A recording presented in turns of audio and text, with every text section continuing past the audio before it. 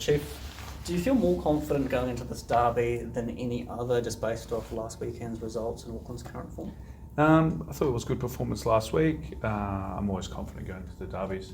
I feel that as this group specifically, I think I've spoken to the group about evolving, and part of that evolution is maturing as a collective. And I felt as though we were a little bit undone the last game when we played Auckland. We played the moment and played like 30 minutes like it was the last minute every minute, and we've addressed that, and I think there's a sense of maturity coming within the group now, so I'm really looking forward to the challenge tomorrow. Does the winless record against them, does that weigh on you, keep you up at night? No, not at all. I mean, I don't think we've ever gone into the game wanting to lose, and it doesn't weigh on our mind, and obviously they've been the better team on the 4 occasions, and we just need to be ready for the challenge. And again, this goes away a little bit from the league because these games are like semi-finals, grand finals, so it's a different sort of mentality. Just on Auckland, Chief, the Port in terms of a fan base, how do you assess them in terms of how they travel and support their team? I don't. I don't give any consideration to the Port. You don't notice them in games or anything? They're not louder than any other fan base? Or? I thought they were loud at the beginning of last season. I haven't really noticed them this season. I didn't even see many fans at the Newcastle game or the Brisbane game, so yeah. They put up a post online today about saying Chief was an effing clown. Is that derby banter, or is that a bit far? No, I am a clown, so it's good. Very factual. And just in terms of on the field, as Rolly mentioned, off the back of last week's performance, is there sort of different work-ons coming off a win to what it would have been? It helps, yeah. I didn't want to go into the game with 3 defeats. I don't think the team deserved that on the back of the performances. I think we've been very good in the majority of the games, just not good for the whole 90, which is what's needed under this style. But last week was a good step towards that, and I think that the boys have confidence, and I think they had confidence prior to that. I just think that against Adelaide, it was a good statement. So fortunately, that doesn't count for anything now. It's the next 90, and again, we're going to have to respect Auckland. Is that the most difficult thing under the style, is doing it for the full 90, do you think? Well, it's like anything. You can go out and defend for 90. That's easy. It doesn't require any sort of thought. It just needs, a little bit of emphasis on the structure, and then you're kind of playing for moments. And what you're looking for is a break in momentum and exploiting that and being vulnerable, or exploiting the vulnerability. I think in this system, for us, if you're going to be on the front foot, you have to do it for 90.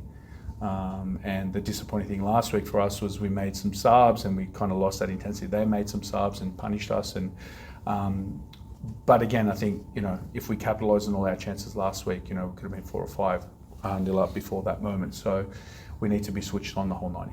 How satisfying would it be to go to Auckland and get your first derby win on enemy territory? It'd be great. Any victory against them would be, satisfying. I think, outside of Auckland, I think most of New Zealand's cheering for us. I haven't heard anyone out of Auckland say they like Auckland. So, it's more for all the supporter base, and more importantly for our fans. I think they deserve it.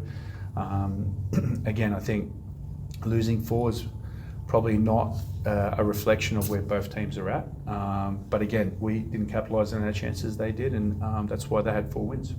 Given you want to avoid, that another defeat, would coming back with a draw be somewhat satisfying? No, we're going there to win. The thing is, I'm not there to get a draw. We need to win also, because what's important is we want to achieve the maximum result and position in the table, and we need to win away games. For me, I'm going there with a mentality that we're going to try and perform our best, play our best. I'm confident that we'll be at our best, and that should be good enough to win. The hunger was pretty evident from the opening whistle last weekend. How have you sort of tried to make sure that's maintained for this weekend? Well, I think from a group point, it's just more a refocus on making sure the players understand what everything means to us in terms of performance on the pitch and off the pitch.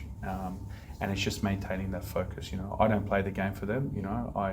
I set them up, trying to give them an advantage against the opposition, but they have to do the rest. So for me, preparation and the mentality going into the games is very, very important. So I spend a lot of time making sure that, especially with the younger group, that they understand those requirements of being a professional. So Yeah, but I think I alluded to it at the beginning of the press conference. It's more about maturing as a group, which is very, very important. And we've got good leaders like Rufa, Kazu, even Husey, and the collective is starting to understand the challenge now.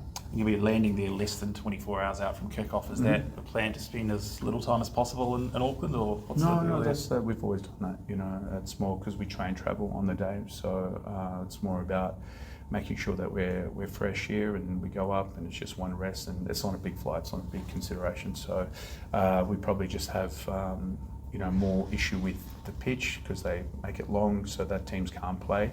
So we just have to make sure that we can adapt very quickly to that. How much of a boost is having Mandrake available for the Starby?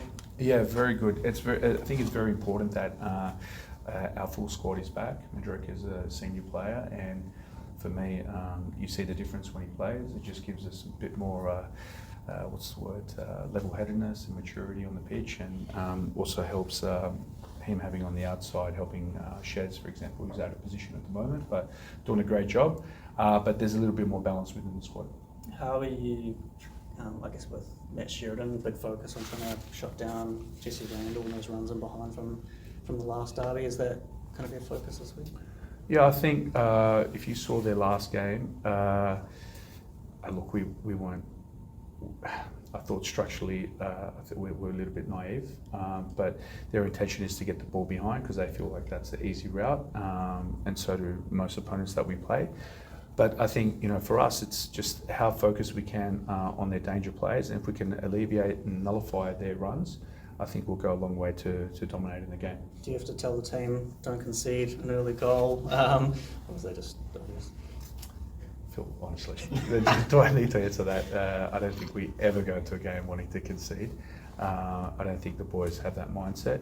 But again, last week was a good step in the right direction in terms of mentality and making sure we have a good, strong start, and that gives us the advantage over the 90 minutes. You touched on the leaders. Do you notice them step up sort of vocally this week in the build-up? Yeah, I've sensed over the last couple of months that everyone is starting to mature in the leadership roles. I think that, I think one thing that's probably not mentioned is, I can lead as much as I can off the pitch, but when it really matters is on the pitch, and you need players that want to take ownership of that. I think that's probably the most important thing. You can't fabricate leaders. You can't shove it down someone's throat. And I think that leadership is basically a result of action, not words. So for me, the most important thing is with my leadership group is that when things get tough in the game, is that they're still running, still making the tackle, still organising. Doesn't have to be words, just needs to be intent. And I think that's very, very important. And I think we've gone a long way over the last couple of months to get there. Given what happened last season, do you anticipate being able to drive the bus in without any people in the way? Look, that was just, it's all fun and games. My favourite moment was River Plate and Boca Juniors a couple of years ago in the Copa Libertadores. I don't want that to happen, but look, it's normal. And I think it's an experience. I think, look, maybe young guys probably get rattled a little bit by those experiences, but now that's done, I don't think anything that they throw at us will give them an advantage.